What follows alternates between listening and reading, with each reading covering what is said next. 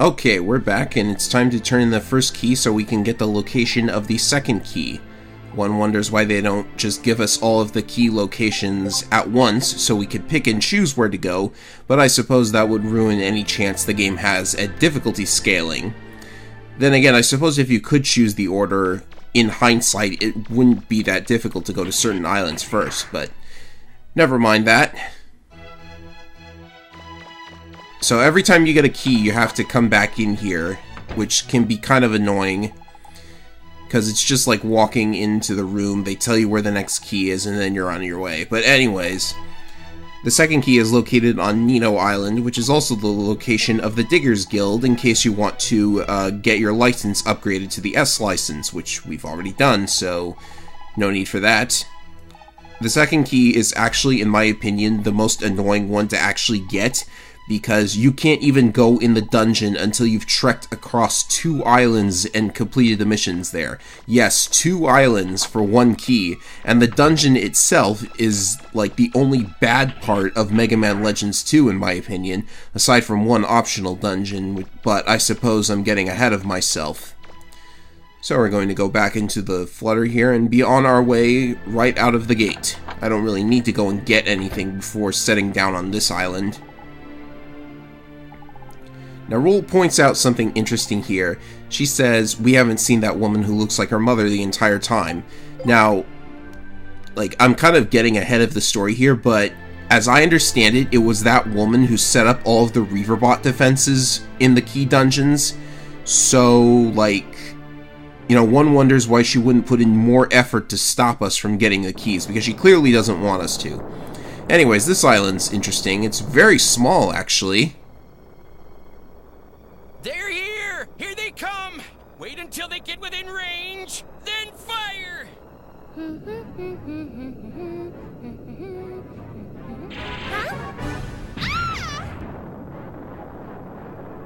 Huh? Those aren't pirates?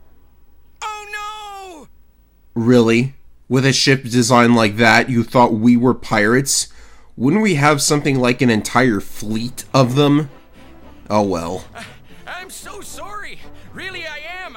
I can't tell you how sorry I am. I thought you were pirates. That's why we shot at you. Can you please forgive me? Please. Seems like Glide and his bunch have heard there's a key to the Motherlode here. They've been attacking us for a while now. We're all right. Our ship wasn't badly damaged either. Don't worry about it, sir. I'll have the Flutter fixed in no time at all. Well, things are a little hectic around here right now, what with the pirates and all, but make yourselves at home. Feel free to visit the Diggers Guild. So yeah, because of that, we're now stuck on the island until you complete the first set of missions and the Flutter is repaired. But not to worry, Roll can still change and develop your weapons if you need her to. So this island is pretty interesting. It's just like a huge tower in the middle of the ocean, and this NPC looks a lot like Chun-Li from Street Fighter. I don't know if this is an intended reference, but you never know with Capcom. They like to sneak in references to just about every video game they've ever produced, come to think of it. Like, even Mega Man 1 has the whatever the item was called at the end that restores all your weapons and life energy. Yeah, anyhow, moving on. So in this junk store, out of the corner of your eye, you can see an item on the floor there that kind of looks like a Catalox bell, which is an item from Catalox Island that you can apparently only find in the dungeons there. Who knows what it's doing on this island if it actually is a Catalox bell. I never checked the description, so I better make sure to do that.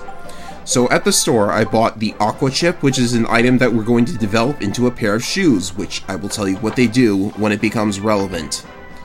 Kind of interesting that it appears so early, because you don't actually need what it develops into for a little while.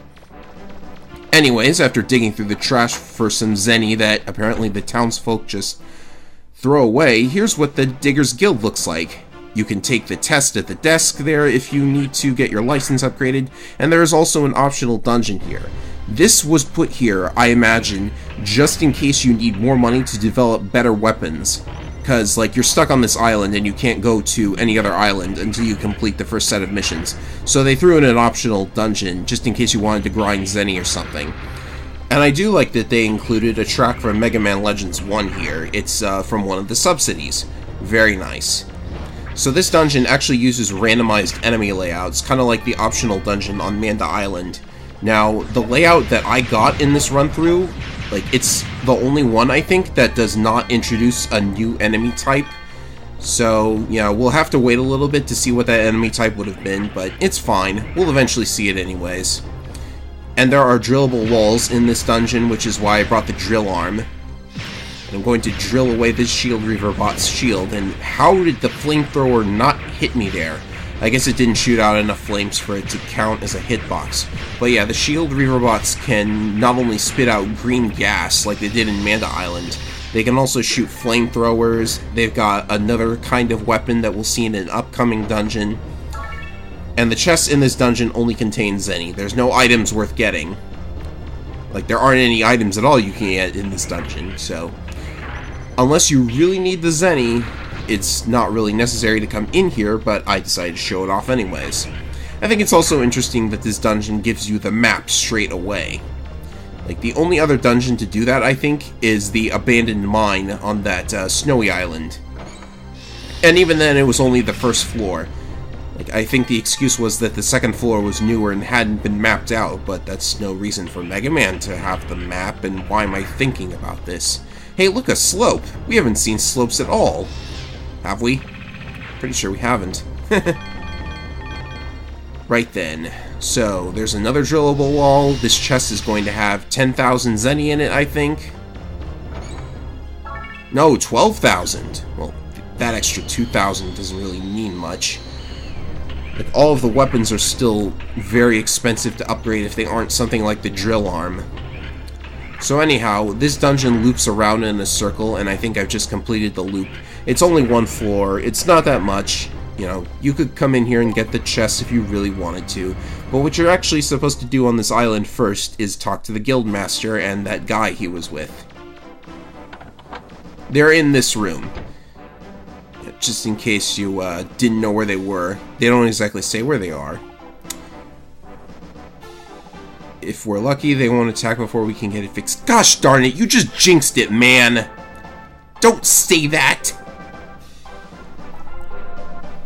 Right, so until we deal with the pirates, we are not going to be able to get into the ruins.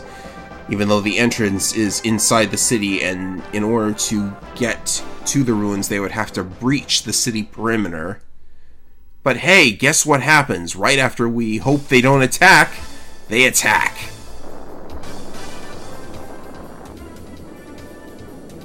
Our spy has returned. He succeeded in sabotaging the anti-aircraft cannon. They're probably running around like chickens with their heads cut off. Piece of cake!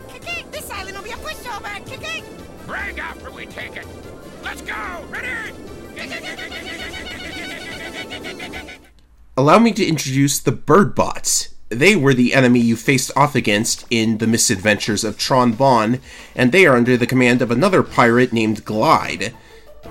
Yeah, we won't see Glide himself for a little while. Well, we actually saw him at the beginning of the game.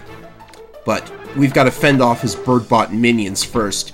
Who knows what Glide himself is up to during this time, probably sipping tea or something. Now, you might remember Glide from Mega Man Battle Network, because Glide in Battle Network is a reference to Glide from Mega Man Legends. So there you go, another Legends reference. Like, Battle Network's chock full of them. Anyways, we're going to switch to the Buster Cannon, and I contemplated giving it an upgrade, but I just thought, 30,000 Zenny for any of these is not going to be worth it. But even at base level, the Buster Cannon was shockingly useful in these missions. So yeah, you gotta go through the door with the red light. That's where the attacks are coming from. So yeah, the Buster Cannon is actually very good here. I mean, it's outclassed by a bunch of other weapons, which is why I thought it was not good. You can see that it takes out the bird bots in one shot, which is pretty nice. What you're supposed to do here is defend that gate from the bird bot attacks. If they break through, the Guildmaster... Oh yeah, you can grab and throw the bird bots, it's hilarious. If they break through the gate, the Guildmaster will actually self-destruct the entire island, taking out all of the innocent people and destroying them and probably leaving nothing between Glide and the ruins. Yeah. Anyways, there are boxes placed in front of the gate to stop them, but the flying Reaverbots... Oh, they aren't Reaverbots, silly me. What are you doing? What are you doing with that box? Dude, move it. That guy's name is Johnny. He helps out. Well, he tries to. Like, you can see that there are NPCs with cannons. If one of them catches on fire, Johnny will try to put out the fire with his extinguisher. If you bring the Aqua Blaster, you can do this yourself, but, you know, you'd probably just want to shoot the flying robots before they can fly in more bird bots.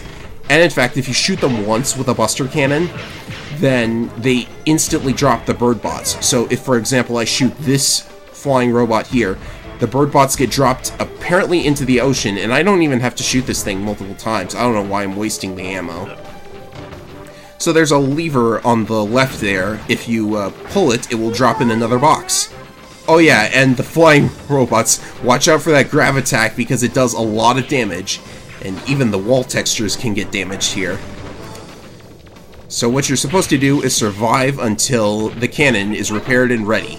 And if you're holding the lever, you'll just instantly, like, pull it, which is very interesting to look at. If you're holding onto the lever, then, like, there's only a very small window for the flying robots to grab you, so very easy to, like, hide there. Mega Man, can you hear me? They're attacking the other side as well. Can you come over here and help us? I read you, Roll. You know, one wonders why they don't attack all sides at once. They seem to attack them one at a time. Oh well. So let's get our energy recharged. And now it's time for round 2. Now, unlike with round 1, you don't have to pull a lever or anything. You just have to survive until time runs out. Mission start! And this time, there are a bunch of flying duck planes, or duck ships. These actually look pretty awesome. They don't drop any bird bots until a couple of minutes in, and if you destroy them before they're allowed to do that, you know, all the better. They do drop bombs though, and you can see that the Buster Cannon is doing a very good job at shooting them down. This is because the Buster Cannon shots actually home in on the target.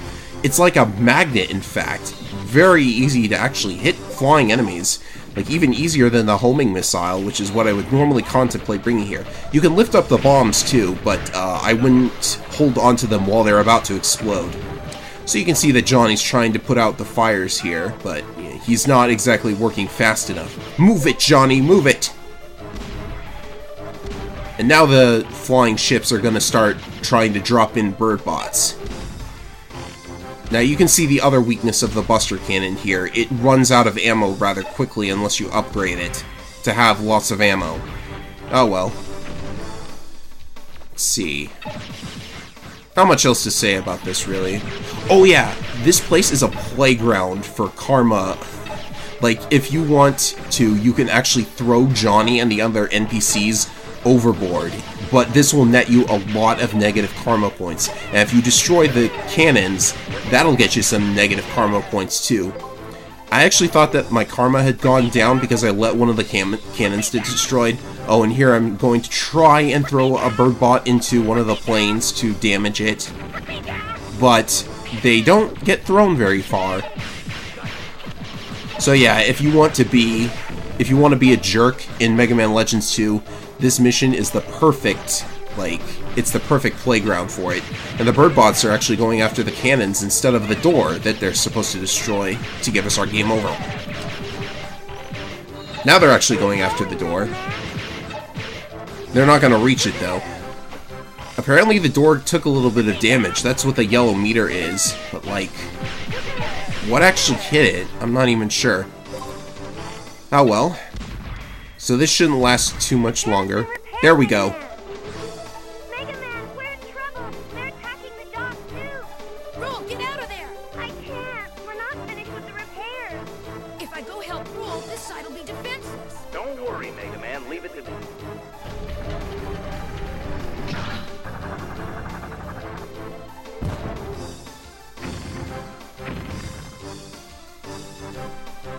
care of them, you get to the doctor. Thanks.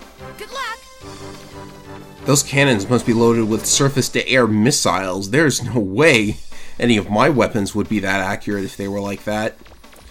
Anyways, round 3 is coming up, and this is the one that gave me a lot of trouble as a kid, like until I figured out a few quick ways to end it. This is because the third defense round, I considered upgrading the Buster Cannon again, but it's just so costly, like 1/4 of my entire bankroll. Door number 3, Mega Man, door number 3. So, this one actually doesn't run on a timer. You see that ship? That's a boss. And now you've got to destroy a boss while defending the gate as well. It's best to get it over with as quickly as possible, because, the longer you take, the more the bird bots are going to pile on you. And you can see the Flutter is there too. If you would like Roll to hate you very much, go ahead and destroy the Flutter. So the Buster Cannon is just going to, show how underestimated it is as a weapon, because it's actually doing a pretty good job, and with its superior range, you can actually shoot from quite a distance. Sure, you have to stop moving in order to fire it, but those bird bots are going to take a while before they actually get to the door. And by using the stutter shot, you can actually destroy the bird bots pretty quickly as well. Now, I may be completely mistaken, but I am pretty sure that the ship's weak point is the G on the head of the ship there. Because as you can see, look at the homing on this Buster Cannon shot. That is crazy. Anyways, I'm pretty sure that the ship was taking more damage when I was hitting the G, but I'm not completely certain. Oh, and you see that ship it's trying to ram right now? Apparently Johnny's on that ship. I have no idea what he's doing there. Is he trying to stop them? He's not going to stop anybody. The bird bots are still climbing out. Anyways, I was running low on ammo. I forgot to mention that I picked up a hyper cartridge at the shop. Those are available now for 2,000 zenny apiece. Very cheap and very efficient. Oh yeah, you can destroy Johnny as well. But again, negative karma points. There is a reason to have negative karma in Legends 2 though, so this would be the best place to build it up, but I'm trying to be a good boy in this playthrough. For other reasons. How many people do they have on that ship? I think she asked that if a bunch of bird bots come out. Anyhow, they're about to storm the gate, but I've already destroyed the ship, so technically I win.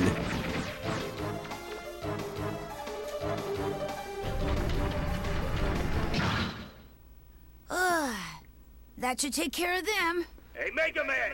They're up there on the roof! Come quick! Mega Man, everything should be okay there now. You've got to get up to the roof. You can get there by using the ladder in the storage area. Okay. Yet again, I wonder why they don't attack everywhere at once. They seem to be picking and choosing where and when to go. Now, yet again, I considered changing from the Buster Cannon to something else, but the Buster Cannon was doing so well, I decided not to. So, to get to the roof, you have to go through the up elevator here. And there's an NPC in here with some very strange dialogue. He says, "Be careful though, there's nothing more dangerous than a wounded bird or animal.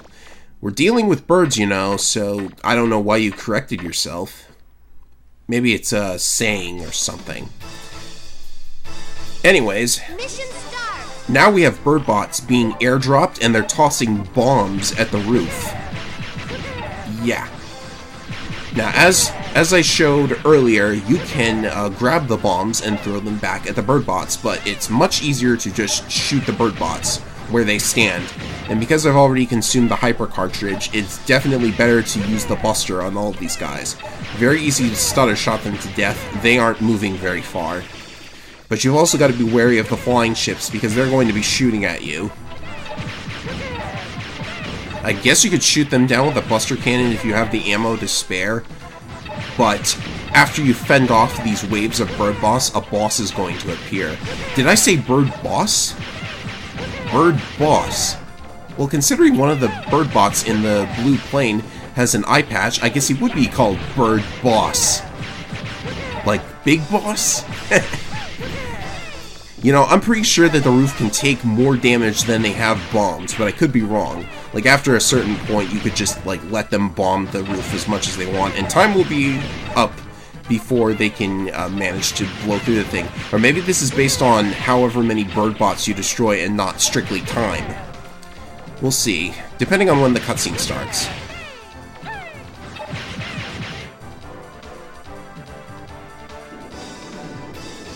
All of our assault teams have been shot down. Inconceivable!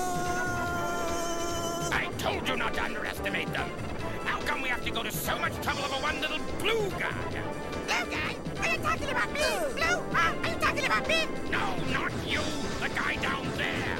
Curses! Our plan may have failed, but we can't let that blue guy off this easy for our fallen comrades. Battle stations! Yeah, get the blue guy! You guys are aware that your ship is blue, right? Anyways, this boss can actually be a little bit difficult depending on what weapon you've brought in, because the ship itself has a very large hitbox, and in addition to shooting you, it will occasionally line itself up and prepare for a ramming attack.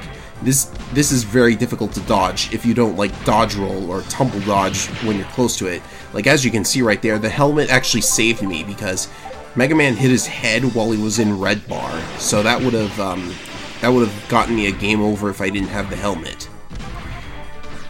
So anyhow, there's really not much to say about it, other than this can be difficult if you're not good at dodging the ramming attack.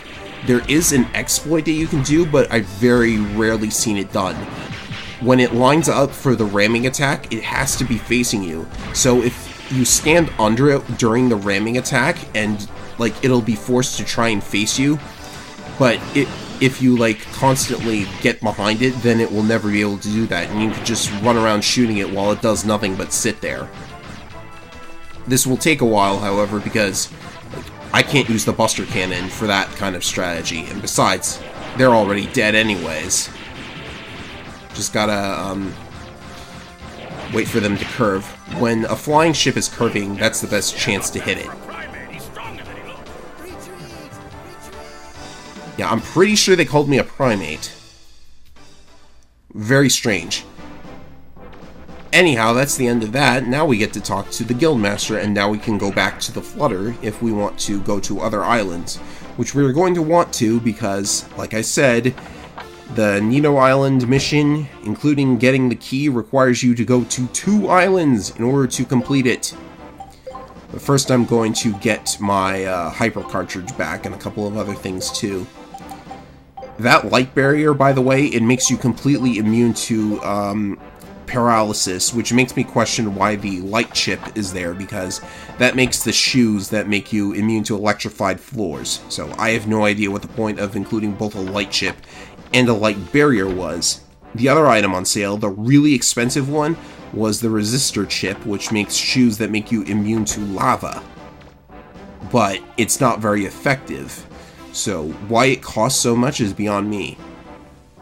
So yeah, as if defending the island wasn't enough, now they force you to go to the base that they have on a completely different island and destroy the base for them.